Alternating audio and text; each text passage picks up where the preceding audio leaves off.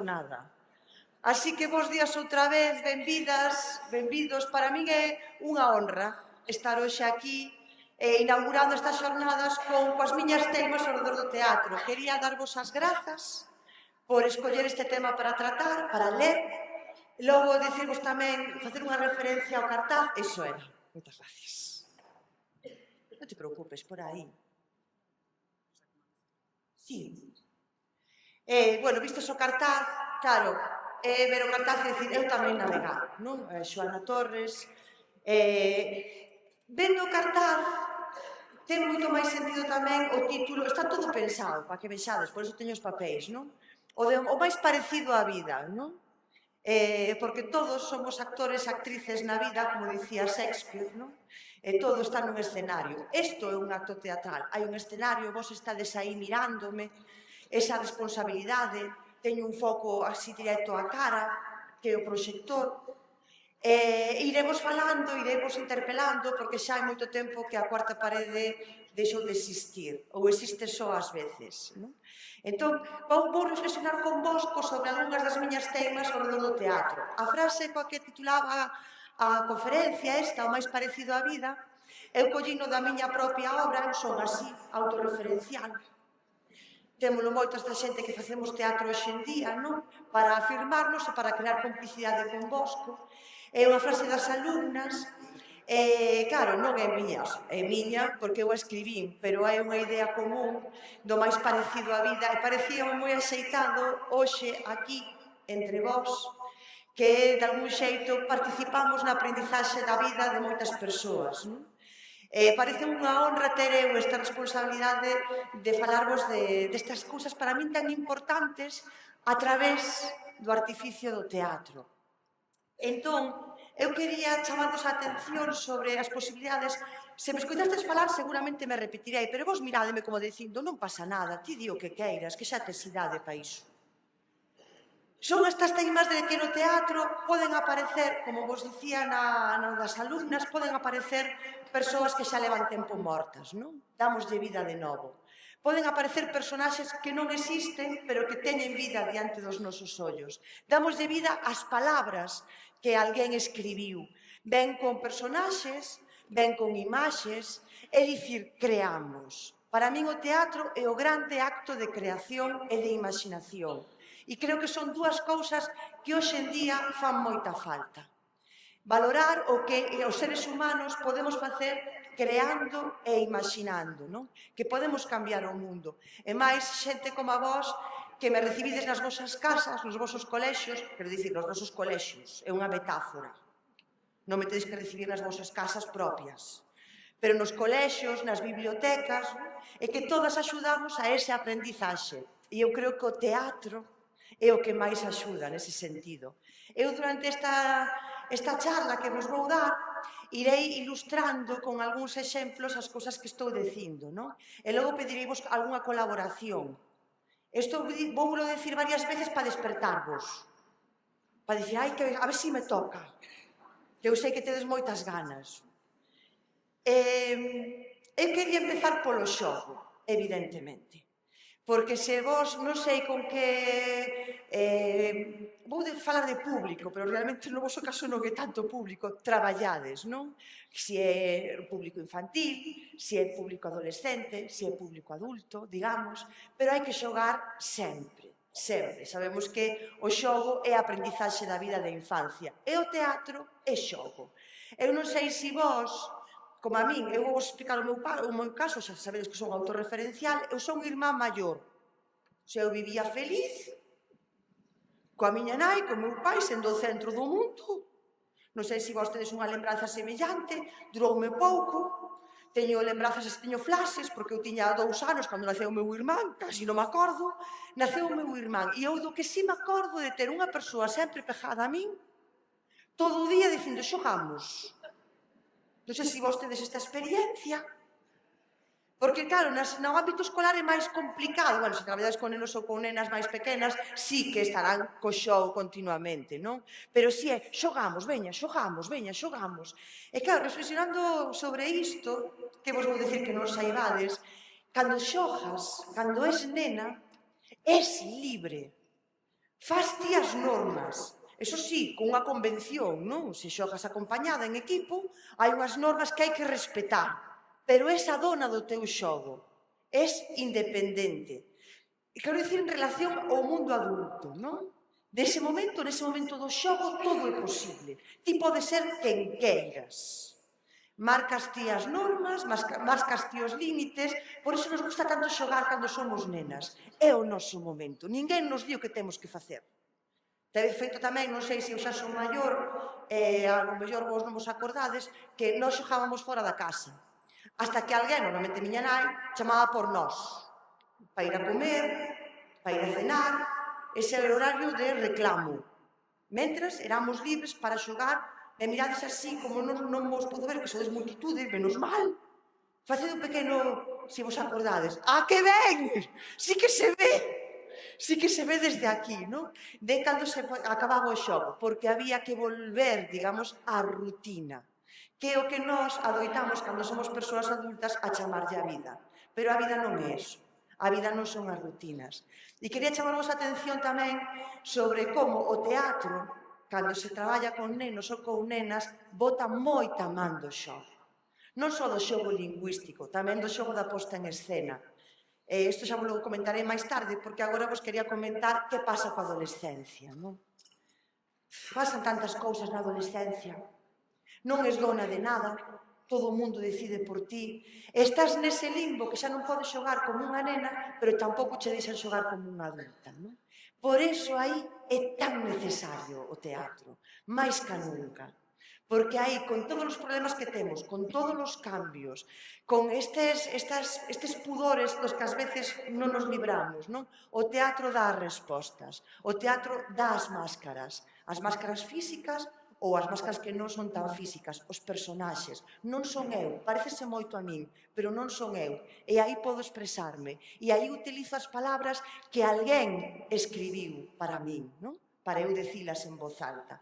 Por iso chamo a atención sobre o teatro precisamente nesas idades nas que estás que non sabes que facer coa túa vida, porque non podes facer nada, non? E por último, quería chamarvos, neste pequeno apartadiño, chamarvos a atención que acontece cando somos persoas adultas, non? Cando tamén xogamos. Que pasa? Que ás veces nos refuxiamos nos mundos virtuais, non? Metémonos nos mundos virtuais como dicindo, aquí son libre, e iso é falso. Vos xa sabedes que os mundos virtuais están moi regulamentados por unha serie de intereses, nas que eses intereses nos entramos, non? Dando a apariencia de que somos persoas libres, pero non nos somos. Por iso eu reclamo sempre o presencial. O presencial é a vida. Aquí estamos, non? En riba dun escenario. E tamén vou vos citar a dúas autoridades neste aspecto, dúas persoas clásicas, para logo insistir un poquinho máis nesto, non? Sempre se cita, cando se fala deste tema do teatro, a un señor que se chama Michael Ende, que vos coñecedes efectivamente, ten un escrito que é sobre o eterno infantil.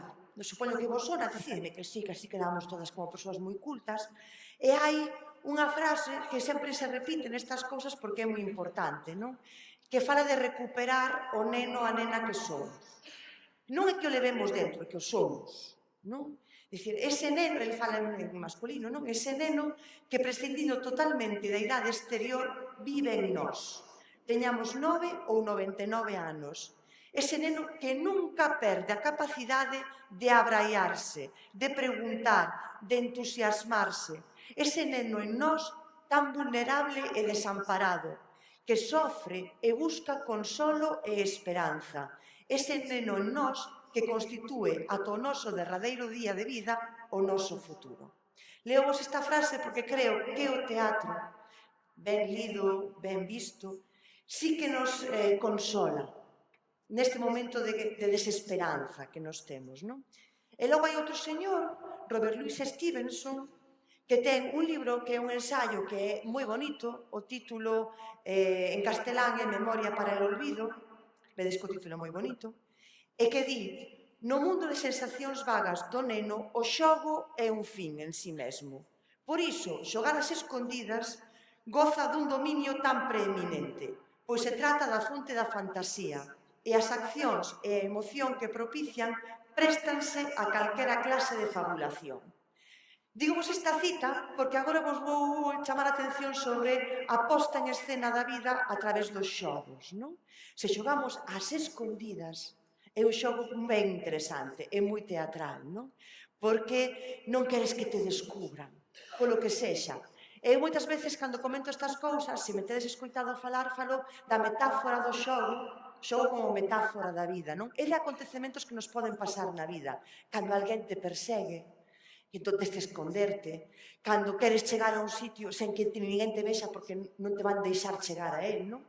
Só tedes que cambiar o contexto e ás veces este xogo infantil na vida, este xogo empeza a ser moi serio, non?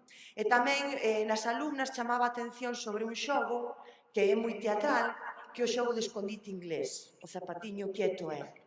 Chamo a atención sobre este xogo porque sabedes que as alumnas, bueno, se non o sabedes, vos lo explico, están nun contexto de represión, non? De posguerra. Entón, claro, aí hai que ter moito cuidado co que faz, porque sempre hai alguén mirándote. E aquí aproveito para chamar a atención sobre a mirada no teatro, non? No teatro, se ninguén te mira, non existes, non? E aquí, no xogo das escondidas, cando te miran, tens que estar quieta. Só cando non te miran, podes moverte. Así que para, eu que sei, para xogar un momentiño, deixar esa mirada tan seria que tedes agora, vou vos pedir un pequeno favor, moi rápido, que vos levantedes. Mira, aí está. Cousa bonita, ver así o público en pé, espontaneamente. E agora é moi simple, imos xogar as escondidas rapidamente, eu voume virar, sabedes que cando eu me vire, avanzar non podedes, pero movervos sí. Entonces movedevos como que irades, ou se non queredes mover, sodes libres, cando eu me vire. Ahora, cando me volva a virar, quietas, quietos. Estades preparados para isto? Si nos despertamos rapidamente, é que no teatro é quecemento. Vai, voume virar, aviso. Vírome. Sodes libres, movedevos, pillei aquí a 50. Xa que aí teríades que volver atrás. Pero mira que cousa bonita, que pena de foto. Que ahora estades moi ben. Xa está, moitas gracias, podedes sentarvos. Ai, no, levantadevos outra vez. Que vai foto, vai María coa foto. Ahora nada, quietiñas, mira, María, que bonito. Pero imos repetir. Eu vírome vos facendo de antes, máis, que para foto. Vírome, atención, quietas, quietos. Aí está, María, saca foto ahora. Perfecto, moi ben, xa vos podedes sentar, un aplauso para vos. Pois isto que acabamos de facer, que é xogar, mirade vos, algo tan simple, tan divertido e tan profundo á vez, non? Esta posta en escena da vida. Realmente, cando facemos fotos, facemos eso, non? Estamos no momento hasta a foto. E aí quedamos quietas e caladas. Que é algo un pouco absurdo, porque na foto... Pero sí, se ven os labios, non? E quería chamar a atención sobre porque hai unha parte que é, alén da lectura do teatro, a posta en escena, que niso estamos, e o importante que hai moitas obras de teatro que teñen xogos infantís en escena. E non tan infantís, porque sabedes que hai unha metáfora detrás. Se coñecedes o Círculo de Tiza de Brecht, hai, propónse, en serio, non? Porque é unha situación de represión moi forte, un círculo de tiza, que é o título da obra, porque hai dúas nais que se disputan un neno, non? Como no xuizo salomónico. Entón poñen o neno no medio e as nais teñen que entrar no círculo, que sexa máis rápida, colle o neno e sae. Bueno, como vedes, lembra moito a moitos xogos infantís, non? Dese estilo. Aí o xogo que nos chamamos da chapa, que ten milleiros de nomes, que xa de por sí é unha posta en escena, a escenografía é a vida, non? Non sei se vos poñedes de ceo, en riba, pero hai moitos lugares que poñen, sabedes, o da chapa, que me mirades así como con raro, o de que marcas no chan 1, 2, 3, 4, Mariela, Mariola, bueno, o que non chamamos de chapa, pero é este, non? Que poñedes nas casillas no chan e as últimas, que para nós eran 7, 8, e poñemos un círculo, non lle poñemos nada. Na miña zona somos así, existencialistas, diga, acabou, acabou. Pero noutros sitios poñen ceo, non? Bueno, o xogo da oca, que tamén é o clásico xogo da representación da vida, pero estes son xogos e ilustracións da vida, non? Logo, se vos fixades, hai moitos xogos de infancia que son por bandos, non? Xa empezamos aí, os que se chaman polis e cacos, ou o pilla, ou como vos queirades. Nos tiñamos un xogo son de maniños, Concello de Fene, e na miña escola primaria, antes de ir ao ramo a Barallobre, maniños, había uns módulos, que chamamos así, os módulos, antes de que houvese a escola ali, estábamos ao lado dunha carballeira. Entón, o noso xogo fundamental eran as batallas de landras.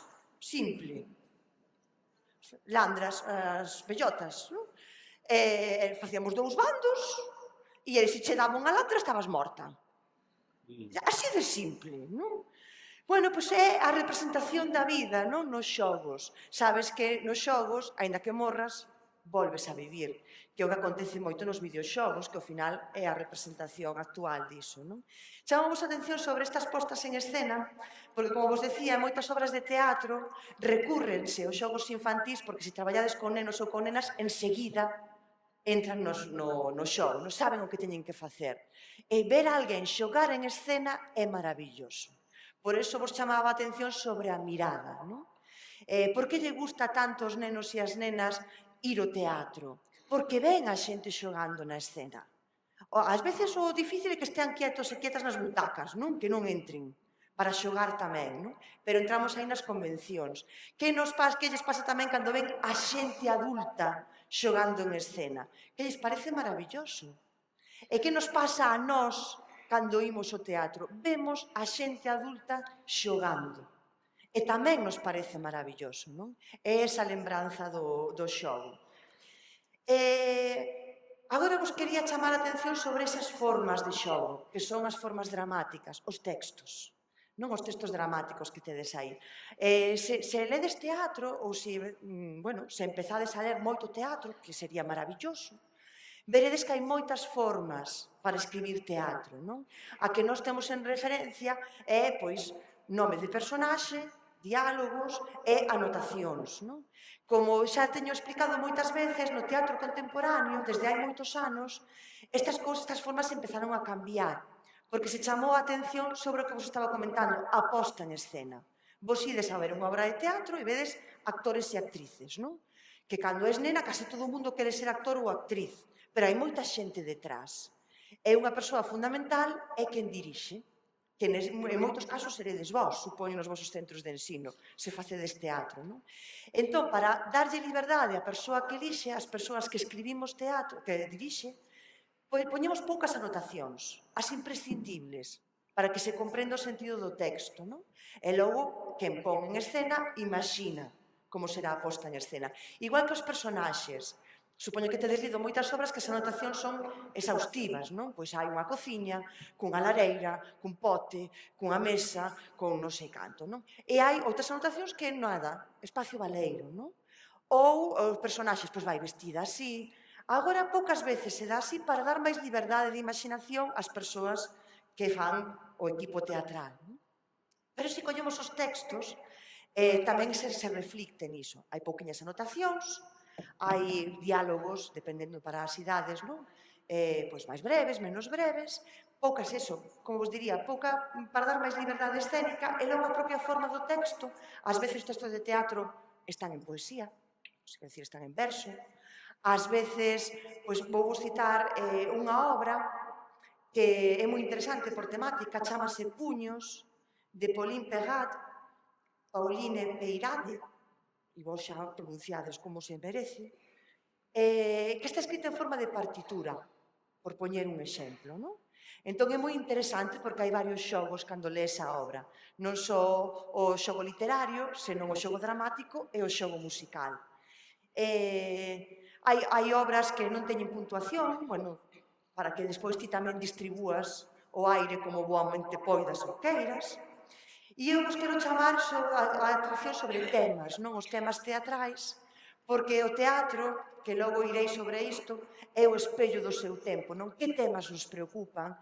Que temas levamos á escena, non? Que tema queremos compartir e reflexionar sobre ele a través do xogo? Non esquezamos o xogo nunca. Esta obra Puños fala de violencia doméstica, non? De violencia de xénero. Quen fala, pois, é unha víctima. Realmente vamos ler o que pon na contracapa porque creo que é moi interesante. Puños narra a loita pola reconquista dunha mesma. A trama vaise desvelando como un edificio construído de maneira que toda a súa parte interior se poida ver desde un só punto. É dicir, unha especie de panóptico que permite observar a modo de partitura unha historia de amor tóxica, non? Solo con estas pautas, que están na contracapa, ni siquiera están no propio texto teatral, xa vos dan unha idea da ambición da obra, non? Logo, eu quería, bueno, despois, agora con vosco, ler unhas partes dunhas obras que chaman a atención pois, sobre a diversidade, bueno, a identidade, a diversidade sexual tamén, pero sobre todo a identidade, e a rebelión, non? A rebelarse contra o establecido. Sobre isto, estos temas, que a mí son temas que me preocupan, supoño que son temas de preocupación social, e tamén vos vou chamar a atención sobre os personaxes, non? O tipo de personaxes que escollemos nas obras. Estou sempre falando de teatro contemporáneo, non? Os conflitos dos personaxes e a presentación dos personaxes, que moitas veces se presentan como estábamos aquí ou agora, non? E agora sí que vos vou pedir unha colaboración para ler un fragmentiño. Son todos fragmentiños pequenos. A ver a quen escollo. Este é un momento maravilloso. Se vos... Porque vos sodes xente participativa, xente riquiña. Se fosedes nenos ou nedas xa estaríades levantando a man. Eu! E hai xente que sodes como na adolescencia, que mirades para outro lado. Non o fagades que nos provoca. Onde están os micros, María? Necesito un par. A vos non, que vides Albacete. Hola, que tal? Non mires para outro lado, que ti tamén vas estar. Que dúas persoas aquí, como vos chamades? Como vos chamades? O nome, sabeslo, non? Irene, e ti?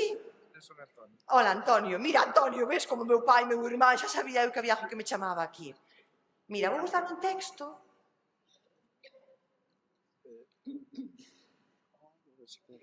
Podedes lelo entre os dous? Sí, ó. Un é Daniel e outro Xulia. Como vos queirades. Xulia. Eu digo ao principio, digo vos a anotación. A obra empeza así. Preludio. A noite. Ladridos lonxe. Un disparo. Os ladridos transfórmanse en xemidos ata silenciarse por completo.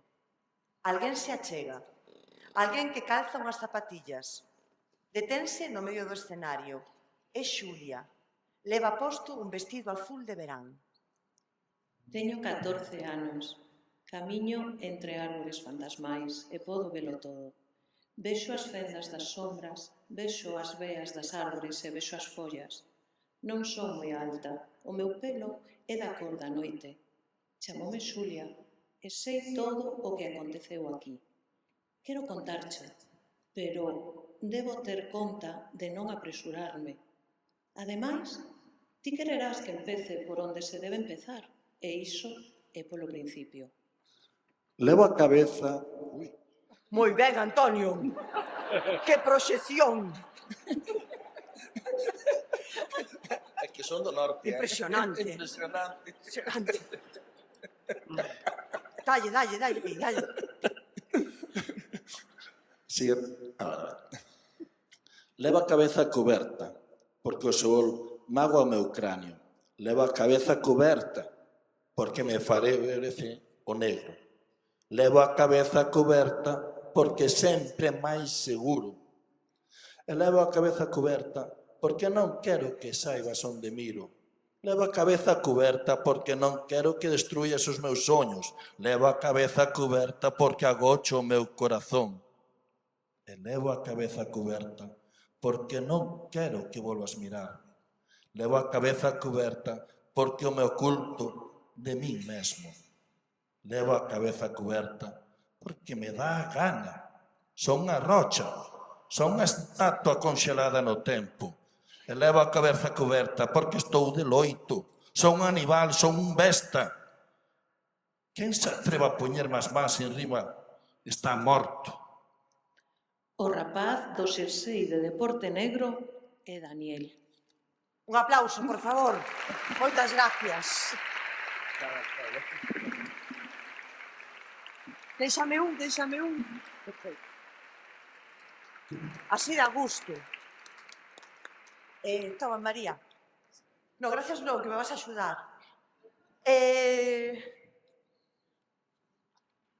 Toma. Só quería decirvos, se escoitastes esta maravilla como leron, xa non me acordo do noso nome. Antonio si, Irene, que teño unha memoria de peixe. Vedes como se presentan os personaxes, non? O bonito da evocación tamén, que se di, que levan, non? O que é destacable para a súa presentación, as zapatillas e a capucha, non? Bueno, pois, estas cousiñas, que esta obra é moi bonita, chamase Beautiful Julia, de Maribel Carrasco, que é unha autora mexicana, maravillosa, sobre identidade, non? Para chamarnos a atención sobre os personaxes. Agora, María vai nos axudar, agora vamos facer outro xogo. Este é un xogo que eu escribín pensando en público máis novo. Un libro que quería traérvolo, pero non me chegou a casa aínda, que se chama Que cabe nun calcetín, e é unha obra sobre comedia del arte, non? A min pediron unha obra sobre comedia del arte. Non sei se sabedes que comedia del arte, supoño que sí, decídeme que sí, que o que vou dicir é redundante. Bueno, son personaxes estereotipos, non? Colombina, Arlequín, Polichinela, todo isto. E a mí encargaron unha obra para revertir un pouco os roles de xénero neste tipo de estilo teatral, digamos, non? E eu, claro, a min ti pídeme algo, un reto, que eu entro no xogo e digo, vale, son así inconsciente. Logo estou na casa e digo, por que diría que sí? Pero gustoume moito xogar cos personaxes de comedia del arte, darlle unha voltiña, darlle o protagonismo femenino, que non fosen simplemente as acompañantes, bueno, que vos xa sabedes dos roles de xénero, non? E dai nace, Que cabe nun calcetín, que é unha obra para xogar moito, porque ao final, comedia del arte é puro xogo.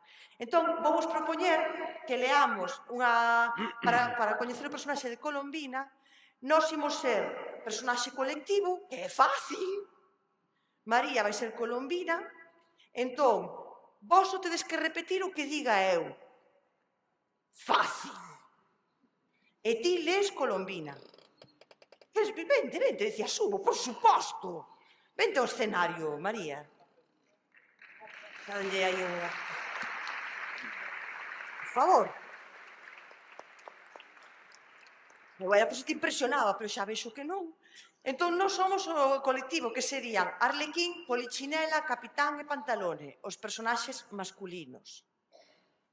Que fale Colombina! Mañosa! Intelixente! Lista! Ela é a protagonista! Que fale Colombina! Está ben, vou falar. Teño moito que contar. Ergome cedo cada mañá. E que fago? Traballar! Traballar e traballar. Non teño tempo para máis. Gustaríame... Que? Pintar e ler novelas de aventuras, por exemplo, contos, teatro, poemas, e nadar nas augas frías do mar, e comer. Encántame comer. A nós tamén. Ninguén debería pasar fame. Ninguén. Ninguén debería pasar todas as horas do día traballando. Ninguén. Por iso, teño un plan. Que plan? É un segredo. Os plans, mellor que non se conten para que saian. Nós sabemos guardar un segredo. Vos non sabedes guardar un segredo. Sí que sabemos. Non me arrisco. Podemos axudar. Non vos preciso. Ou sí. Ou non.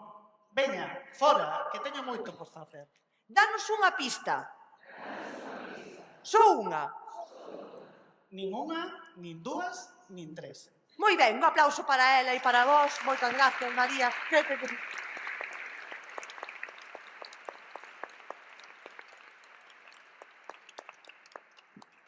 Pois como vedes, esta é a presentación, digamos, do personaxe de Colombina, non? Cando ela quere. Xa como é para un público, digamos, infantil, o xogo, vedes o xogo que está aí proposto, non?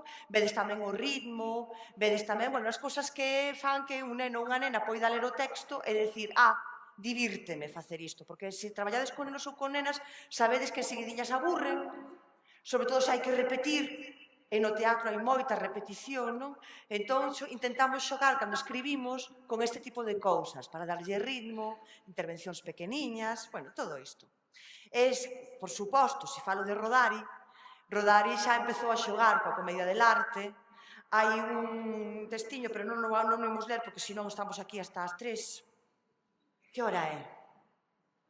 Digo eu, para non pasar. -5 xa! Vou a toda velocidade, que non me costa nada. Xa, fora dos personaxes, xa está. Só chamamos a atención sobre un textiño tamén que me encargaron. Digo vos, non é tanto por falar de min, que tamén, pero por as encargas que me fan como autora dramática, porque creo que é interesante que comentáramos isto, non? Porque logo estas encargas están en textos que reflicten as preocupacións, o que vos decía, os temas, non? Cando te encargan que escribas unha obra sobre este tema, é porque hai un interese para tratalo, e se son compañías de teatro profesionais, porque creen que vai haber un interese no público, porque todo o mundo quere que a obra se distribúa, non? Entón, encargaron unha obra sobre videoxogos, que é Wombo Combo. E eu non quería falar simplemente dos videoxogos e dos perigos dos videoxogos, senón facer unha reflexión sobre isto, non? Hai un personaxe que é un avatar, que ao final é o personaxe, non? É darlle unha volta aos personaxes de teatro, que son os nosos avatares, non? Este personaxe, isto xa o leo eu, xa non vos meto en ningunha complicación, di, eu non son Sara, eu son un avatar, o seu avatar. Vivo mentres dura a partida, nun mundo virtual, inda que podo morrer varias veces e volver, sen problema. Teño tantas habilidades como poidas escoller ou mercar. Todo se pode mercar. É divertido correr, voar, pelexar, saltar, crear construcións, dirixir un equipo, triunfar ou mesmo fracasar. Sempre hai outra oportunidade. Iso sí, debe seguir as regras. Existo para competir. Desaparezo se perdo ou se non compito, que ven sendo a mesma cousa. E non pasa nada. Isto, dito por un personaxe en teatro, como vedes, son temas para reflexionar, non? Pero está dito no contexto dun xogo teatral. Sigo coas citas, para que vexades que son unha persona culta e para que coñezades autoridades destas cousas, que é Luís Matilla. Non sei se coñeces a Luís Matilla, é un autor teatral, supoño que a xente que vende fora de Galicia así, decídeme que sí, xente de Albacete. Claro, por suposto. Xente de Galicia tamén, xa que hai moita cultura e sabemos moitas linguas. Pois Luís Matilla é un home que dedicou toda a súa vida ao teatro. E agora fixo un libro que, se tedes oportunidade, é moi interesante, que se chama Un comediante en la familia, non? Que fala a súa experiencia como comediante, como actor, de familia de comediantes, non? E tamén as súas reflexións como autor.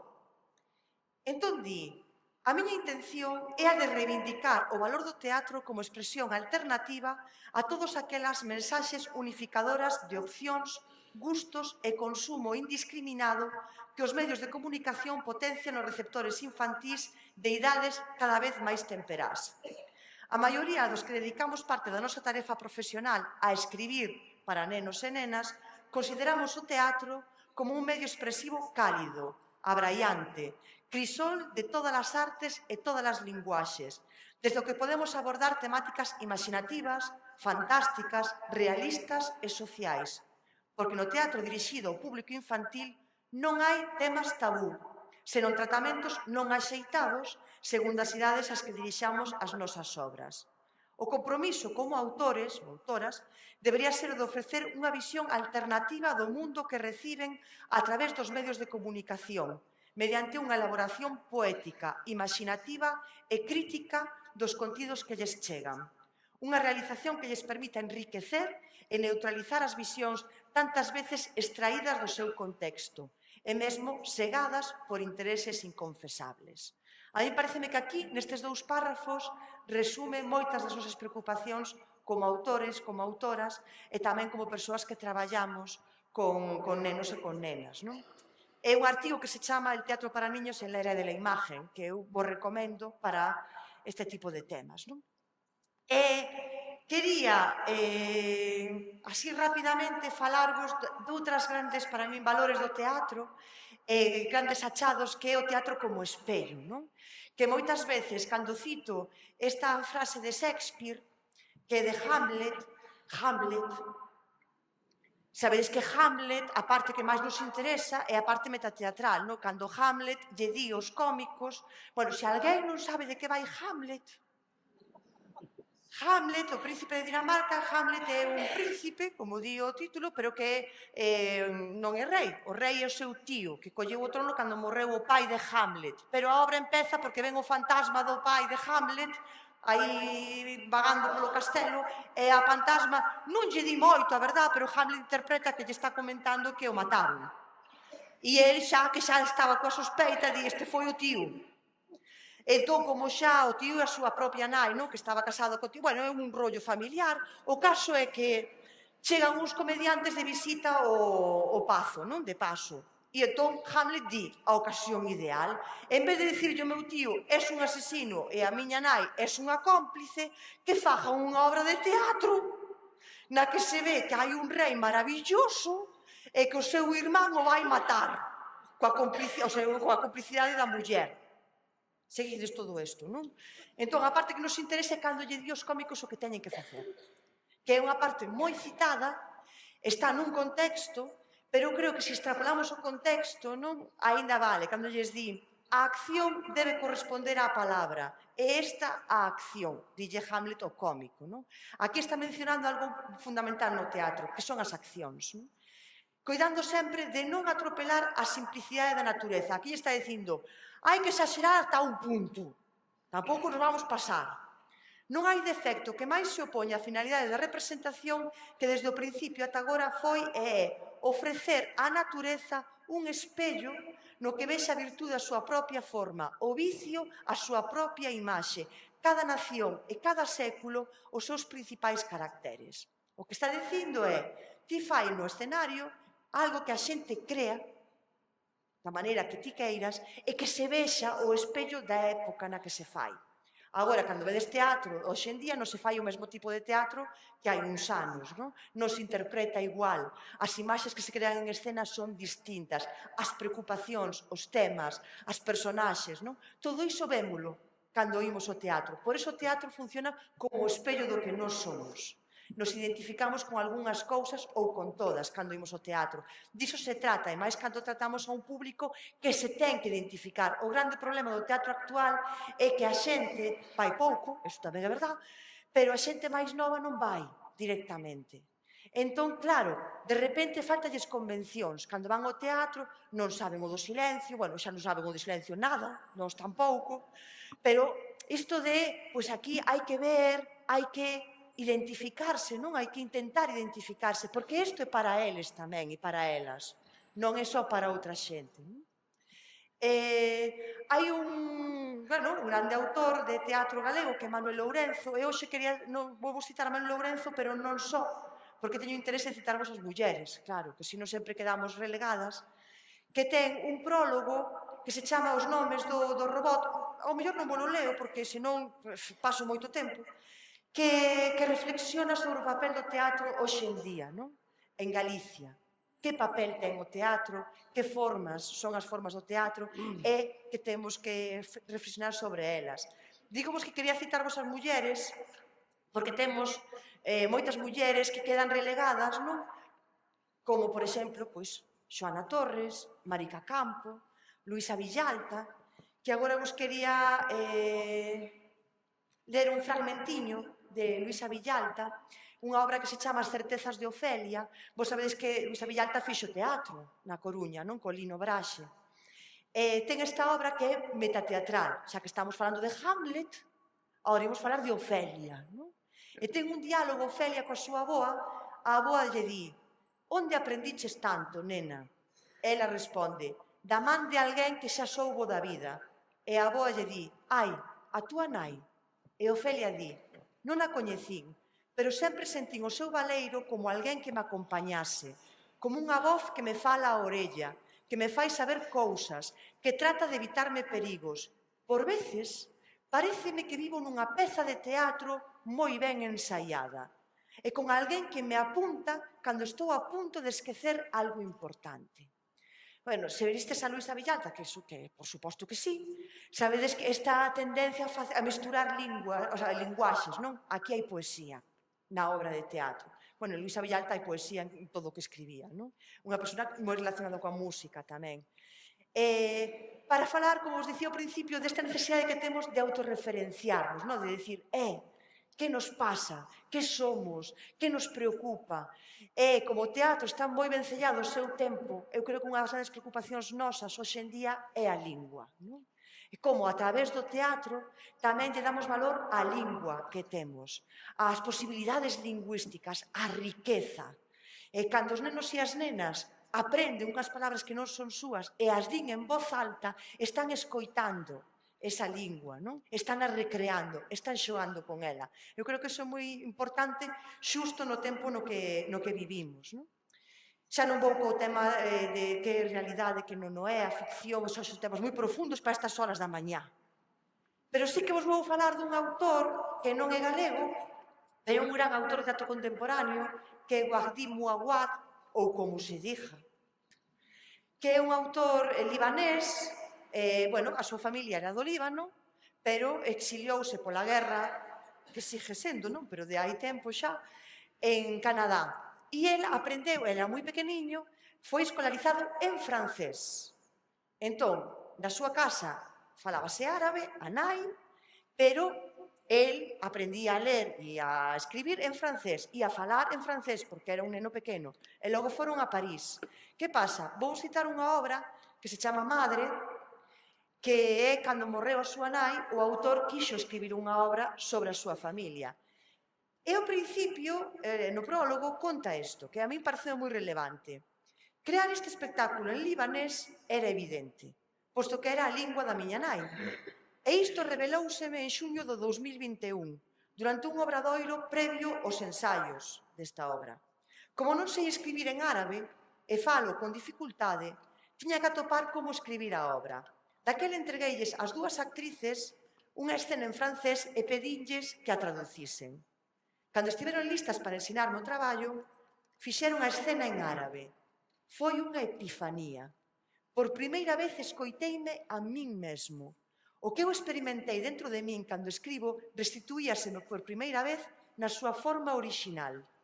E como estas dúas actrices e máis eu compartimos a mesma cultura, como entendían coa pel iso do que eu falaba, as voces, o ritmo, a brutalidade, a agresividade e a emoción que eu sentía ao escribir, encarnábanse, por fin, sen rodeos nin circunloquios. Non fora traducido ao libanés, senón destraducido do francés. Pareceme moi bonita esta reflexión, e falando doutras linguas. Por iso la quería compartir. E porque tamén o teatro, como vos dicía, é o xeito, o medio de todo isto. E para ir rematando, que é unha expresión moi bonita, a de ir rematando, porque aí vos diredes, bueno, vai indo, pero a ver cando chega. Quería falarvos nesto dos límites da realidade e a ficción, que o teatro xoga moito con isto, non? Nos decímolo moitas veces na obra que estivemos representando ontre. Chega o momento de marchar daqui, do territorio da ficción e volver á realidade, inda que todo o que vos contamos foi verdade. Todo o que acontece en escena é verdade. Pero estamos nese límite, a mí chamaronme, supoño que estará alguén por aquí, para falar nunhas charlas sobre Vicente Risco, non? Dedicadas ao teatro, e lín El bufón del rei, que había moitos anos que non a lera. Bueno, creo que a lín unha vez.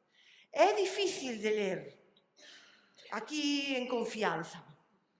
É difícil de ler porque, claro, é un estilo complicado, a lingua tamén é complicada, a lingua da obra, é un autor que non escribe teatro habitualmente, e logo a mí deume para chamar a atención sobre algo que non quería marchar sen chamar a atención sobre isto, que é a dramaturxia. Que a dramaturxia é o que facemos cando collemos un texto e o levamos a escena. Podemos adaptalo, bueno, sempre o imos adaptar un chisquiño, non? Pero ese traballo que non é o da escrita do texto, senón o de como levamos isto a escena.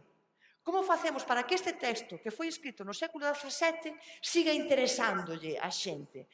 Mesmo un texto como El bufón del rei, que foi escrito no século pasado, pero como facemos? Este é o traballo de dramaturxia, que é o vosso traballo, é tan importante para que os nenos e as nenas non sintan, os rapaces e as rapazas, tan alleo ao texto, non? Bueno, pois hai unha cita maravillosa que di, é o bufón, que sabedes que normalmente o bufón nas obras de teatro son quen din as verdades a través do humor, non? Hai na natureza moitas formas portentosas que levan a realidade perto do ensoño. Os homes repugnan e foxen deses seres de meigallo, porque cando se atopan con eles, coidan que non están expertos, que andan aínda ás voltas coas fantasmas dun soño intranquilo, de febre ou do histérico. Tal é o que pensa a xente parva. Mais o iniciado ben sabe que neses portentos a natureza superouse a sí mesma. Os monstros son a manifestación neste baixo mundo do outro mundo que pon medo e do que os representantes nos visitan de cando en vez, naqueles intres de febleza en que o noso ser se fai receptivo e pode enxergalos. Véñenos traer a advertencia saudable de que o de sempre deixou de ser nalgún lado o de sempre, de que compre estarmos á mira e abrir o noso espírito á comprensión de mundos novos.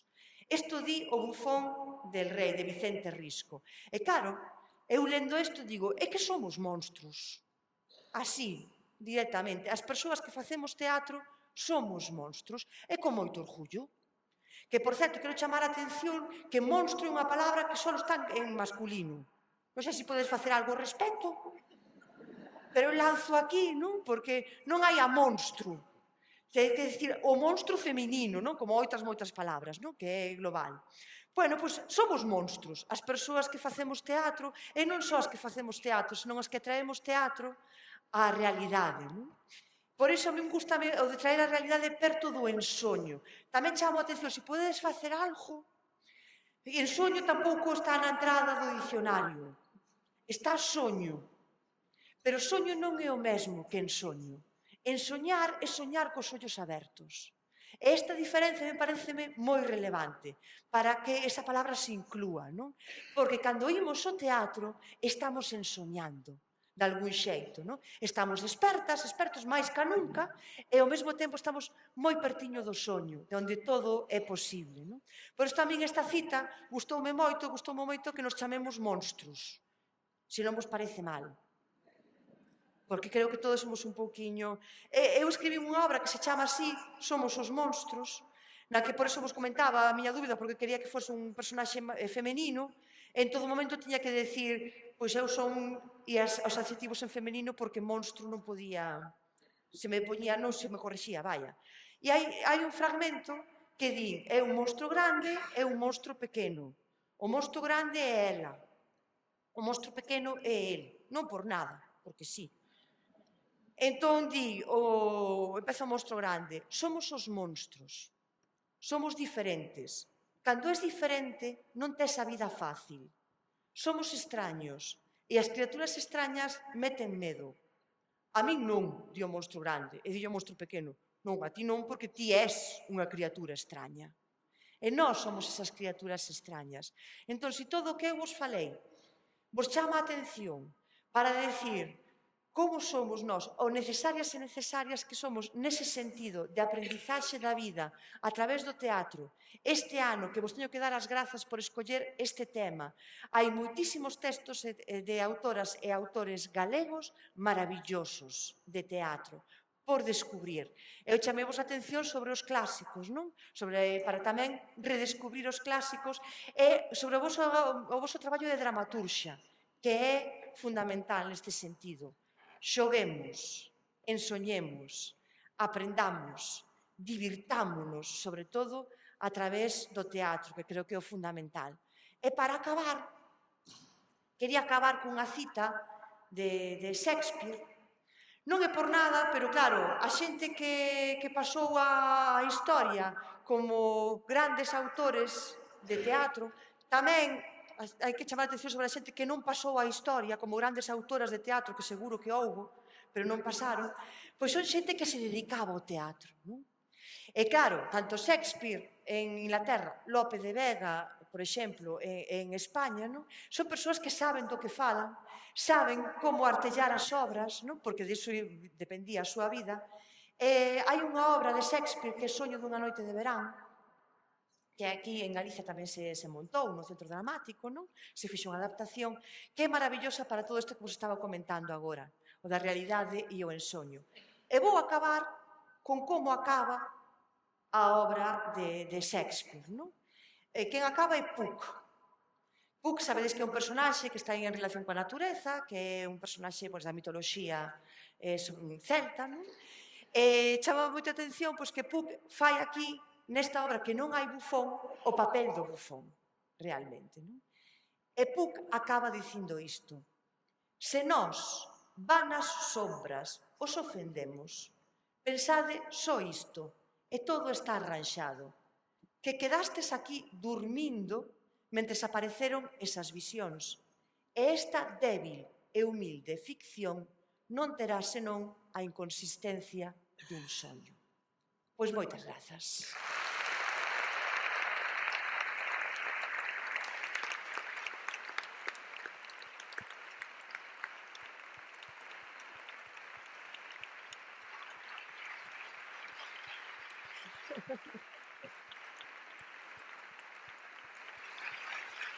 Moitas gracias.